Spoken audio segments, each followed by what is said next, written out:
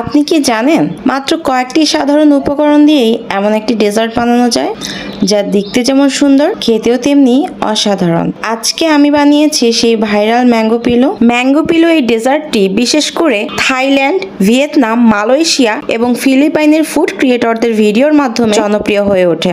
পরে এটি Facebook, TikTok এবং ইউটিউবে ভাইরাল হওয়ায় সারা বিশ্বের মানুষ এটি বানাতে শুরু করেন। তো চলুন আমি কিভাবে ম্যাঙ্গো পিলো বানিয়েছি সেটাই আপনাদেরকে দেখাই। প্রথমেই আমি ব্যাটারটাকে রেডি করে নিব। রুম টেম্পারেচারে থাকা দুটি ডিম নিয়ে নিয়েছি। ফ্রিজে থাকলে অবশ্যই 30 মিনিট আগে নামিয়ে নেবেন। আর এখানে আমি 1/3 কাপের মতো চিনি দিয়েছি।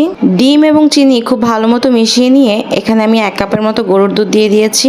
এবার দিয়ে দিচ্ছি 1 চামচের মতো ঘি, 1 চিমটি লবণ এবং ফ্লেভারের জন্য ভ্যানিলা এসেন্স। এখানে আমি 1/4 কাপের মতো ম্যাঙ্গো পিউরি দিয়ে দিয়েছি। সুন্দর একটা কালারের জন্য আমি অরেঞ্জ ফুড কালার দিয়ে দিচ্ছি।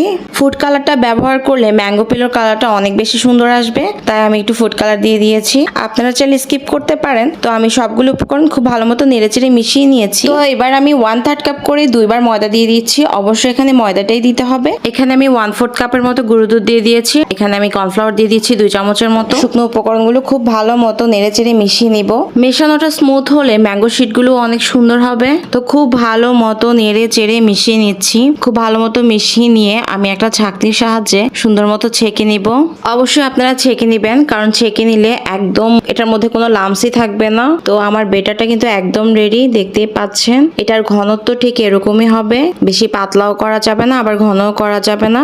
তারপর আমি এটাকে 10 মিনিটের মতো রেস্টে রেখে দিব। প্যানের মধ্যে সামান্য তেল ব্রাশ করে নিয়ে একদম ডিম আছে শিটগুলো রেডি করে নিতে হবে। আগুনের তাপ একদমই বাড়ানো যাবে না, লো থেকে মিডিয়াম আঁচের মধ্যে রেখে শিটগুলো তৈরি করে নিতে হবে। এটা কুক হতে 1 মিনিটের মতো সময় লাগবে। উপরের কালারটাও চেঞ্জ হয়ে আসবে। তো দেখতেই পাচ্ছেন উপরের অংশটা কত সুন্দর গ্লাসি হয়েছে।